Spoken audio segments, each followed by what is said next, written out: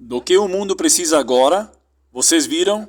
Eles disseram que os discípulos estavam virando o mundo de cabeça para baixo. Bem, havia alguma verdade nisso. Havia alguma verdade nisso. Porque, pelo menos, a igreja precisava de uma sacudida e uma reforma, e é isso que é necessário hoje. Homens e mulheres destemidos para se levantarem, para pregarem o Evangelho de Jesus Cristo, mas lembrem-se que devemos estar dispostos a enfrentar as consequências e não devemos questionar as consequências. Novamente, deixe-me mostrar-lhes o que enfrentamos como resultado. Observem o que diz aqui. Homens sauditas condenados à morte por ameaças no veredito mais severo já feito para críticos online.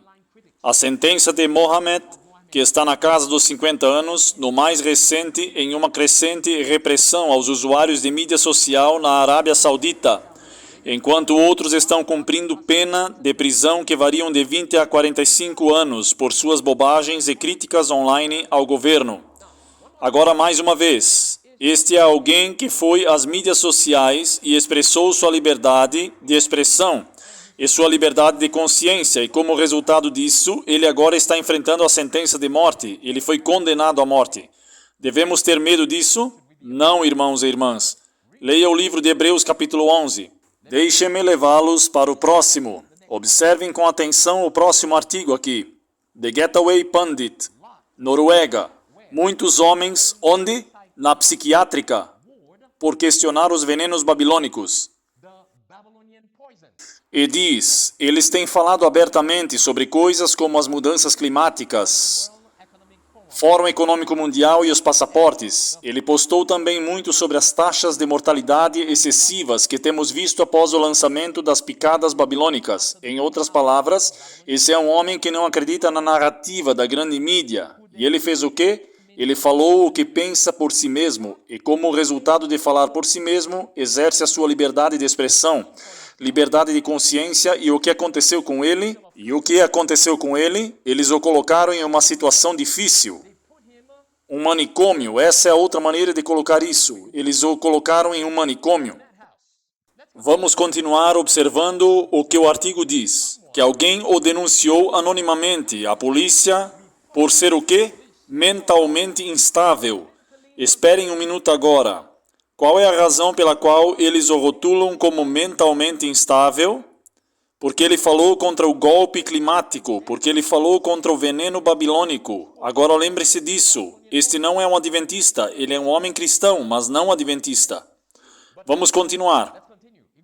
Continua dizendo que isso é tudo o que era necessário para 2 trabalhadores profissionais de saúde, juntamente com 2 policiais uniformizados para sua porta, e arrastaram os homens à força e os trancaram em uma enfermaria psiquiátrica. Pergunta agora, deveríamos ter medo de postar coisas nas redes sociais sobre Jesus Cristo? Expondo as palavras das trevas, como a Bíblia nos diz que não devemos ter comunhão com as obras infrutíferas das trevas, mas sim expô-las. Por que deveríamos parar de fazer isso agora? Porque eles têm aquela lei? Porque eles podem nos colocar em uma ala psiquiátrica ou num hospício, ou até mesmo nos condenar à morte? Deus me livre. Irmãos e irmãs, separarmos agora. Vamos continuar. Observem o que diz a seguir. Qual foi a justificativa para tais medidas drásticas? Porque ele estava postando, entre aspas, teorias da conspiração no Facebook, teorias de conspiração, como falar sobre as picadas da Babilônia e excesso de mortes, sobre Klaus Schwab, e que ele acredita que os homens cometeram uma fraude climática ou mudanças climáticas. Não deveríamos expor essas coisas, porque, não queremos ter problemas com as autoridades. Isso é um ataque ao Evangelho de Jesus Cristo, porque o Evangelho temos que ser capazes de exercer a liberdade de expressão para proclamar o Evangelho. Bem, se eles estão aprovando leis contra a liberdade de expressão, bem, não devemos cumpri-las. Vamos continuar.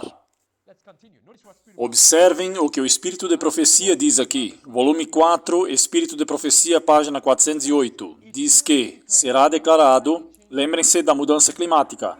Então diz que será declarado que a nação está ofendendo a Deus pela violação do sábado dominical, que esse pecado, que é o pecado da violação do domingo, Trouxe calamidades que não cessarão até que a observância do domingo seja estritamente aplicada e que aqueles que apresentam as reivindicações do quarto mandamento, destruindo assim a reverência do domingo, são perturbadores da nação, impedindo sua restauração ao favor divino e a prosperidade temporal. Vamos fazer uma pausa aqui.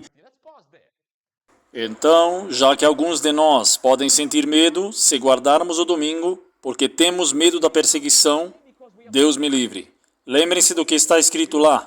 A razão pela qual eles virão atrás de nós é porque não apenas não observamos o domingo, que, entre aspas, trará a solução para as mudanças climáticas, mas também, em vez de guardar o domingo, apresentamos ao mundo a santificação do quarto mandamento, que é a verdade. Sim, essa é a verdade. É por isso que temos que apresentar a ele. Isso vem com uma causa. Vamos continuar o artigo. Continua dizendo, assim a acusação levantada antigamente contra os servos de Deus será repetida por motivos igualmente bem estabelecidos.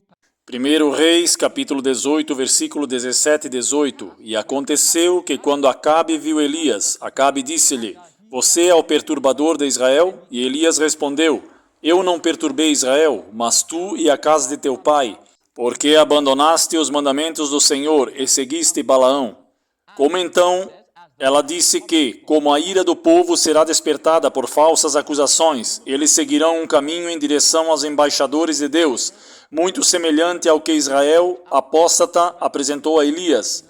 Se então permitirmos que isso nos detenha, Elias, destemidamente, um homem contra uma nação inteira, destemidamente proclamou a verdade, porque ele acreditava, como Eliseu disse, aqueles que estão conosco são mais do que aqueles que estão contra nós. Vamos voltar ao artigo. O título da manchete era que a Noruega tinha homens na ala psiquiátrica por questionar os venenos babilônicos, que o médico sênior tinha isto para dizer sobre o assunto. Agora, esse é o médico sênior da ala psiquiátrica dizendo isso. Escutem. O médico sênior tinha isso a dizer sobre o assunto, quando ele é o homem que foi acusado de ser um louco por falar mal das picadas da Babilônia e das mudanças climáticas.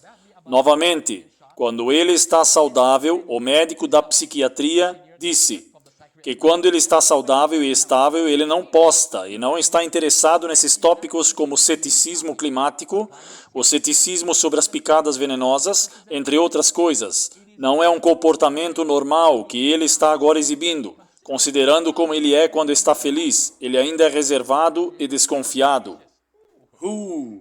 Então, até que ele desista dessa ideia de que o veneno da Babilônia mata, até que ele desista dessa ideia de que a mudança climática é real e entre outras coisas, então vamos mantê-lo como um louco. Vamos continuar. Em outras palavras, de acordo com o médico, o homem não é saudável quando está postando sobre coisas como impedir que crianças recebam a picada da Babilônia e não acreditar na narrativa oficial sobre as mudanças climáticas.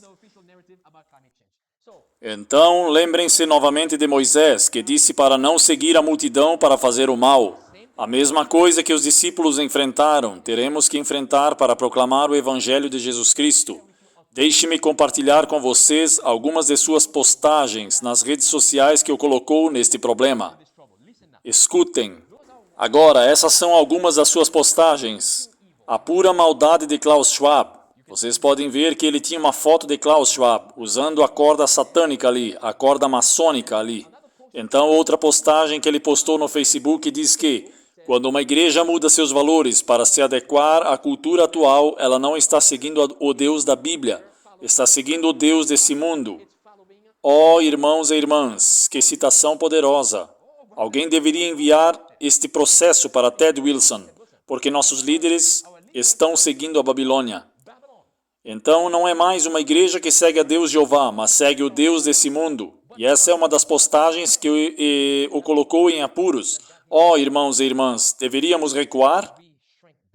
É isso que a Bíblia diz. Vamos para 1 Coríntios capítulo 4. Agora esse homem sabia exatamente quais eram as consequências. 1 Coríntios capítulo 4. E esta foi a passagem depois que eu li o artigo.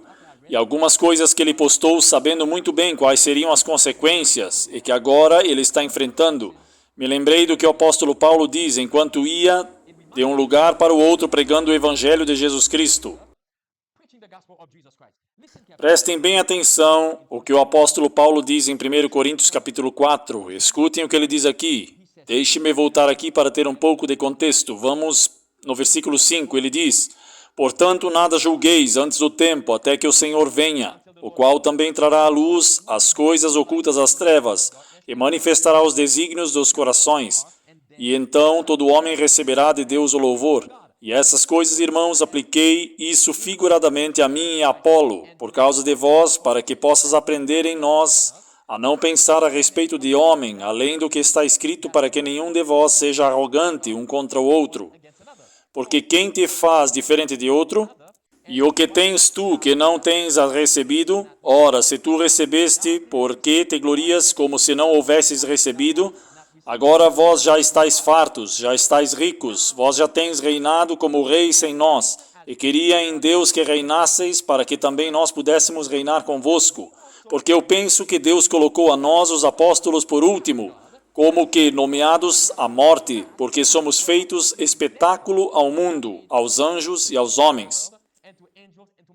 Pergunta: como os apóstolos estão sendo feitos um espetáculo para o mundo?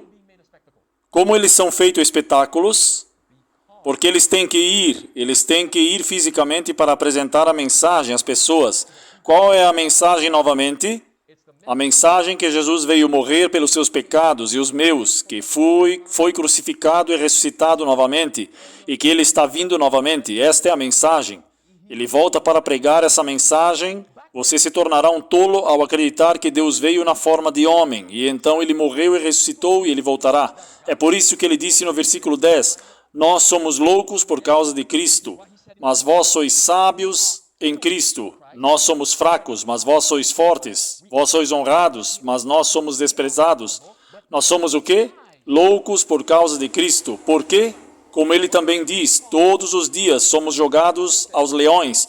O dia inteiro somos esbofeteados, perseguidos, crucificados, mortos por amor do Teu nome. Nós somos falsos por Cristo. Mas muitos não querem ser tolos por causa de Cristo. Eles tentam salvar suas vidas. Não é para isso que Deus nos chamou para fazer.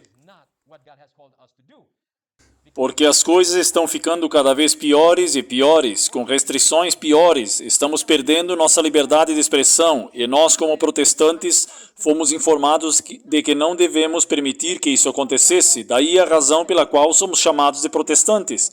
Temos que protestar, não importa quais as leis eles tenham por aí. Não importa, nós temos que protestar. Se isso violar a nossa consciência, se isso viola a nossa liberdade de expressão, se estiver nos forçando a nos curvar a um Deus diferente, temos que protestar. Bem, deixe-me mostrar o próximo aqui. Vamos para o próximo slide. Observem com atenção. Japão implementará detecção de comportamento pré-crime. Tecnologia de detecção de comportamento, diz, pré-crime. Isso significa que agora eles vão entrar em sua mente, em seu pensamento, e diz tecnologia despótica em nome da segurança.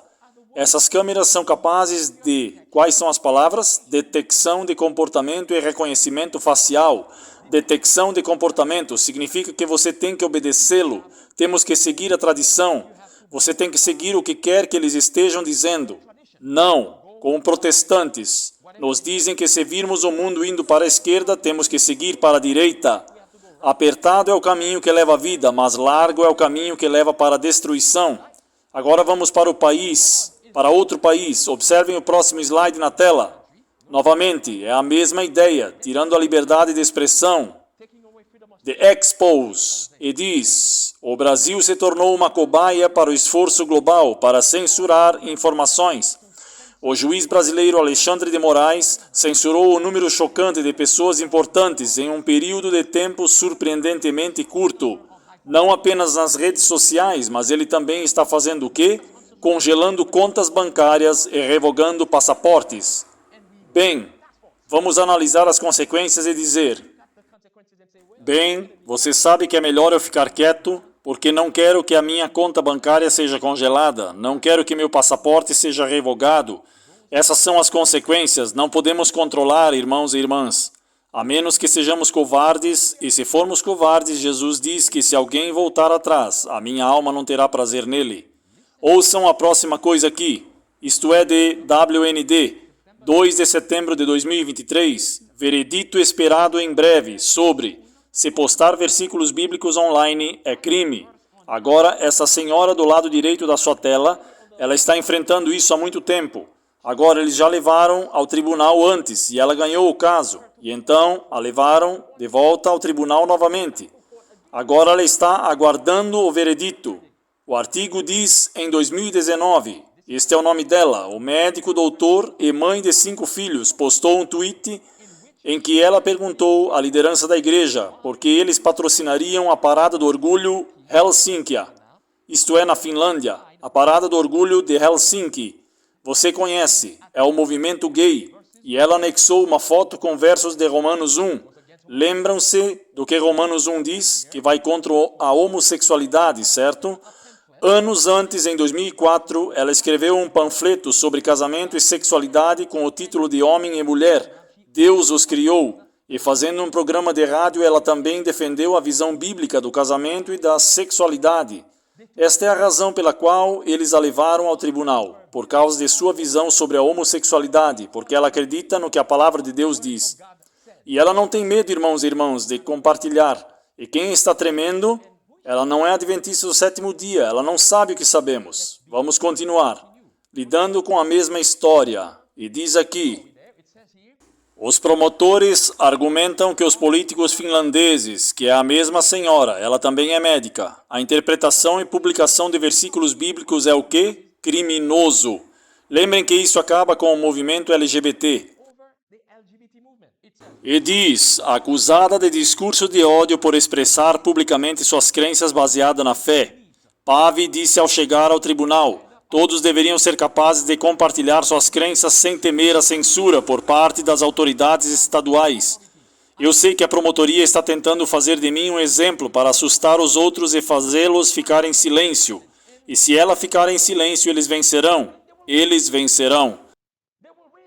Isso acontece, não importa se ela perde fisicamente o caso, mas aqui ela vai ganhar. Aqui ela vai ganhar, não importa. Vocês percebem? Eu me lembro do jeito que essa senhora está abrindo a boca com ousadia para falar a passagem que veio em minha mente lá em Êxodo capítulo 4. Êxodo capítulo 4, esse é o relato de Moisés no monte com Deus, quando ele subiu pela primeira vez e viu a sarça ardente. E Deus chamou Moisés e Deus queria enviar Moisés de volta ao Egito. E Moisés começou a dar desculpas. E o motivo pelo qual Moisés estava dando desculpas era porque Moisés estava com medo por sua vida. Ele estava com medo de voltar para o Egito. Se encontrado, iriam matá-lo. E então ele começou a dar todo tipo de desculpas. Eu não sei como falar. Vocês conhecem todos os tipos de desculpas. Então, ouçam o que Deus disse a Moisés e observem com atenção. Deixe-me ler novamente o que Moisés diz no versículo 10 de Êxodo capítulo 4. E Moisés disse ao Senhor, ó meu Senhor, eu não sou o quê? Eloquente. O que isso significa? Isso significa que eu não sei falar, nem até agora, nem desde que falaste ao teu servo, mas eu sou lento de fala e de uma língua lenta. Moisés disse, eu não quero ir lá. Ele veio com todos os tipos de desculpas, como se Moisés pensasse que Deus não sabia a verdadeira razão pela qual ele estava dando todas aquelas desculpas. E então Deus disse a Moisés, versículo 11, e o Senhor disse-lhe, quem fez a boca do homem?